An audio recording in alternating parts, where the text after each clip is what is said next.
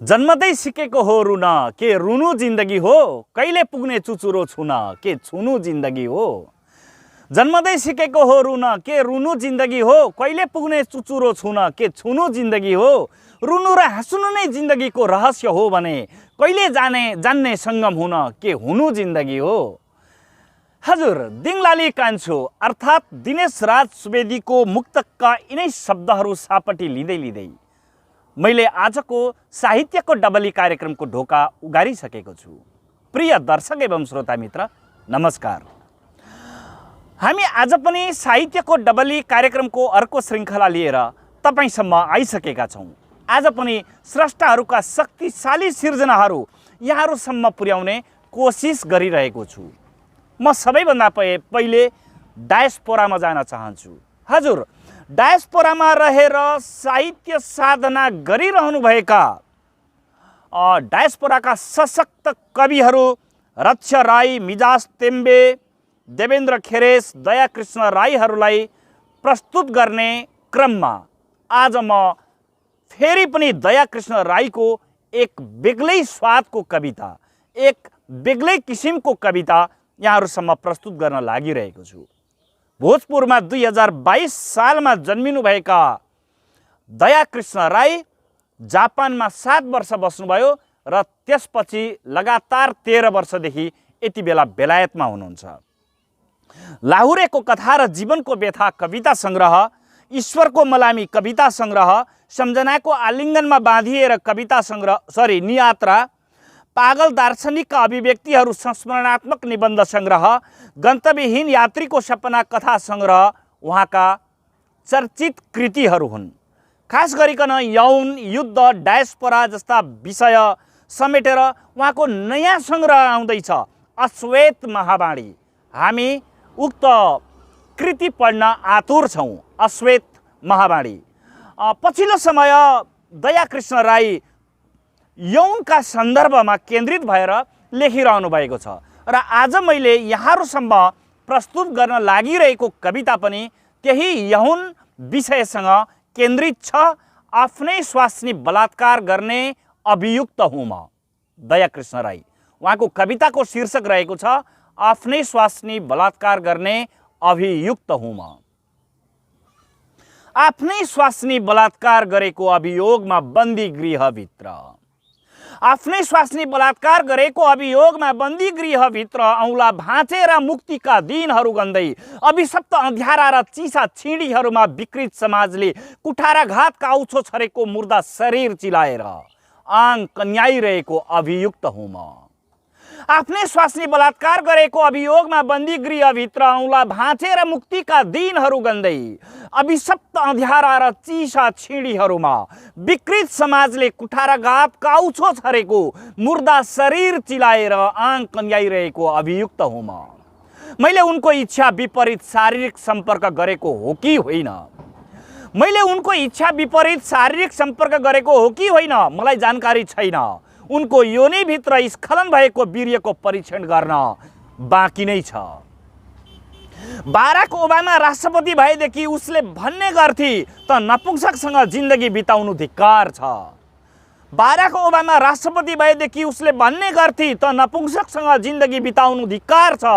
म तेरो नपुंसक वीर्यको सुपुत्र होइन, एउटा बाराक ओबामा जस्तै अनुहार भएको कुपुत्र जन्माएर लोकतान्त्रिक गणतन्त्र नेपालको राष्ट्रपति बनाएरै छाड्नेछु। उसैले मलाई अदालतको कठघरामा उभ्याई सतीले सरापेको देशमा जन्मेर त्यो सबै सत्तो शराब देशलाई होइन, मेरो टाउको माथि खनिएको लोतीखरे छोरोको जन्म लिएको रहेछु क्यारे। मेरो मङ्गोलियन वर्णको छातीमा एक पोयो पनि भुत्ला थिएन। खै कुनी कहाँ लुकेको थियो आफ्नै स्वास्नी बलात्कार गर्ने यत्रो विघ्न पुंसत्व। ऐनाभित्र आफ्नो अनुहार हेरेर आफैले प्रश्न गरिरहेको छु, त को होस्? त तेरो देशको भूमिपुत्र भएर पनि पराई भूमिमा तातो रगतले सिञ्चित गर्ने वीर गोर्खा होस्? यदि हो भने शत्रुको सङ्गीनको धारले नरेटिएको मुन्टो निहुराएर, शत्रुको गोलीले नछेडिएको छाती खुम्च्याएर, भुस्तिग्रे खुट्टा लुक लुक कमाएर निर्दोष भएर पनि दोष स्वीकार्नुको अर्थ के? 20 कन्यालाई सम्भोग गरेर पनि नओइलाएको कठोर यौन उत्तेजना प्रस्तर छेदन गर्ने शिवलिङ्ग चाहिँ उभिएको मेरो पुरुषत्व खोसेर नपुंसकको आरोप, फेरि मलाई नै बलात्कारको आरोप। बाल्यकालमा बलात्कारको शिकार बनेकी कामुकताकी देवी मार्लिन मुन्द्रोको पुनर्जन्म हो या सत्ता लिप्सामा आफ्नो सुन्दरता र यौन लीला प्रयोग गर्ने क्लियोप्याट्राको पुनर्जन्म हो, म केही भन्न सकिरहेको छैन। के तिनकै रूप हुन् मेरी स्वास्नी? आफ्नी स्वास्नी समेत स्वास्नी भन्न नपाइने जमाना त रहेछ जाबो 21औं शताब्दी। सिमोन दे बिभोआ 20औं शताब्दीको तिम्रो चर्चित कृति द सेकेन्ड सेक्स लिएर आऊ। मेरो दोष के हो मलाई बताऊ। अनिस नीन 20औं शताब्दीको तिम्रो आफ्नै आत्मपरक कामुक डायरी बोकेर आऊ र मलाई न्याय दिलाऊ। 20औं शताब्दीको तिम्रो आफ्नै आत्मपरक कामुक डायरी बोकेर आऊ र मलाई न्याय दिलाऊ। हजुर, एउटा बेग्लै स्वादको कविता दयाकृष्ण राईको कविता यौन विषयसँग सम्बन्धित रहेर अन्य धेरै विषयहरू उठान गरिएको कविता। म यसलाई बयान गर्दै छुइनँ, सरी। आफ्नै स्वास्नी बलात्कार गर्ने अभियुक्त हुँ म दयाकृष्ण राई, जो डायस्पोरामा बसेर साहित्य साधना गरिरहनु भएको छ। मैले उहाँको कविता यहाँहरूसम्म पुर्याएँ। म शब्दले यति बेला काठमाडौँमा छु। काठमाडौँमा रहेर साहित्य साधनामा अत्यन्तै तीव्रताका साथ सशक्त उपस्थिति जनाउँदै आउनुभएका र सञ्चार क्षेत्रमा समेत क्रियाशील रहनुभएका प्रिय कवि दिपेन्द्र सिंह थापाको एउटा कविता म यहाँहरूसम्म पुर्याउँदैछु। मन्त्रणा। उहाँको कविताको शीर्षक रहेको छ मन्त्रणा। उभाएर हत्केलोमा सोधे पुग्छ एक मुठी माटोलाई, बोल्छ माटो र दिन्छ मन्त्रणा। उभाएर हत्केलामा सोधे पुग्छ एक मुठी माटोलाई, बोल्छ माटो र दिन्छ मन्त्रणा। पहिरो नचलाऊ पहाडमा, पहाडहरू त अग्लनलाई जन्मिन्छन्। पहिरो नचलाऊ पहाडमा, पहाडहरू त अग्लनलाई जन्मिन्छन्। यति बुझिदेऊ पहाडको माथि शिर हुन्छ र सगरमाथा पनि हुन्छ। शिर कहिल्यै झुक्नुहुन्न, सगरमाथा कहिल्यै नुहुनुहुन्न।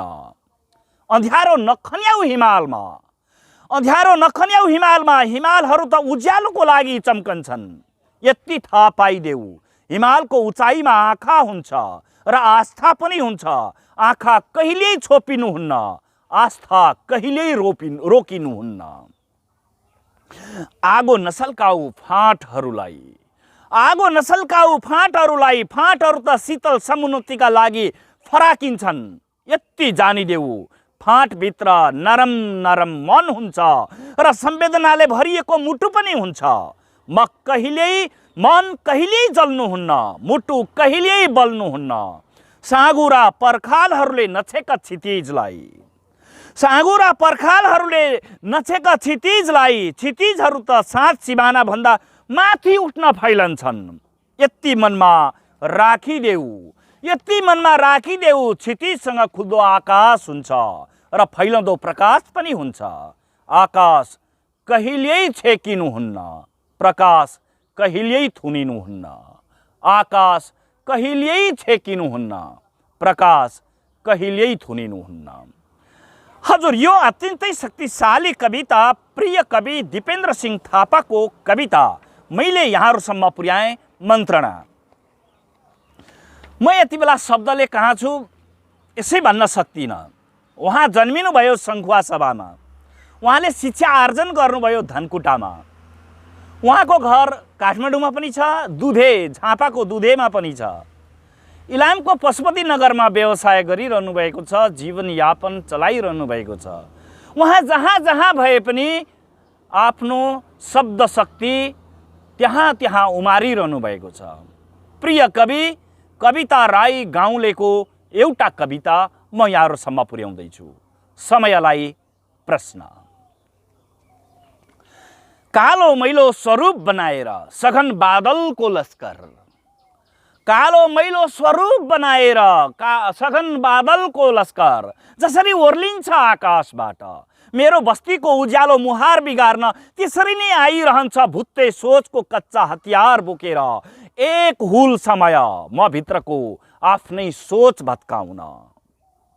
ठाउँ न ठेगाना चिन्नु नजान्नु, ठाउँ न ठेगाना चिन्नु नजान्नु, तर आत्मीयताको डाली समाउँदै बुढो रुखबाट जसरी धर्मरिँदै ओर्लिन्छ हुरीको हुल शान्त बस्तीमा सुन्दर घरका धुरी उक्काउन, त्यसरी नै आइरहन्छ ढलपले विचारको पाइला घिसार्दै समय सन्तास म भित्रको आफ्नै विचार भत्काउन।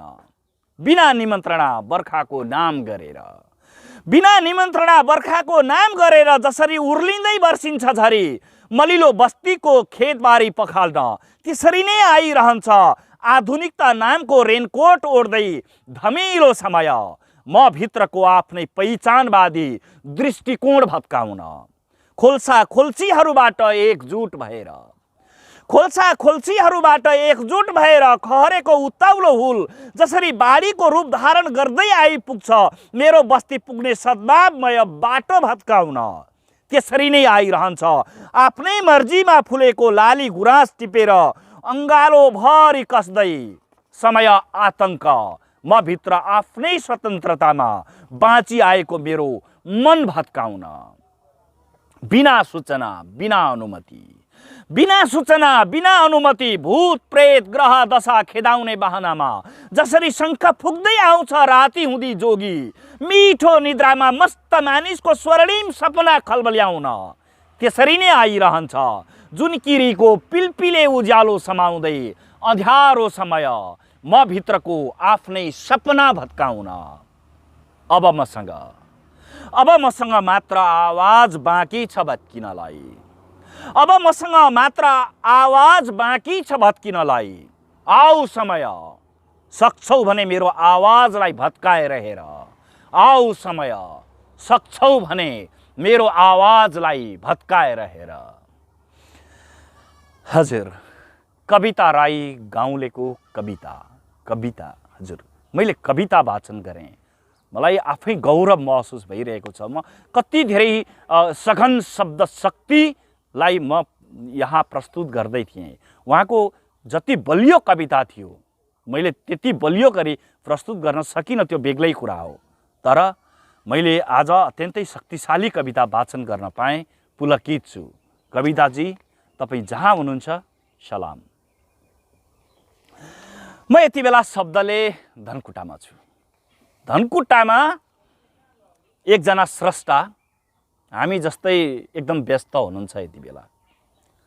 उहाँ अनलाइन संवाद चलाइरहनु भएको छ र उहाँको अनलाइन संवादको आजको श्रृङ्खला 59औं श्रृङ्खला हो। यो 59औं श्रृङ्खलामा उहाँ यति बेला अहिले एट दिस टाइम स्रष्टाहरूसँग कुराकानी गर्दै हुनुहुन्छ। उहाँ हुनुहुन्छ रमेश चन्द्र अधिकारी। कवि रमेश चन्द्र अधिकारी जो धनकुटामा रहनुहुन्छ, म उहाँको एउटा कविता यहाँहरूसम्म पुर्याउन चाहन्छु। स्वाधीन वासना।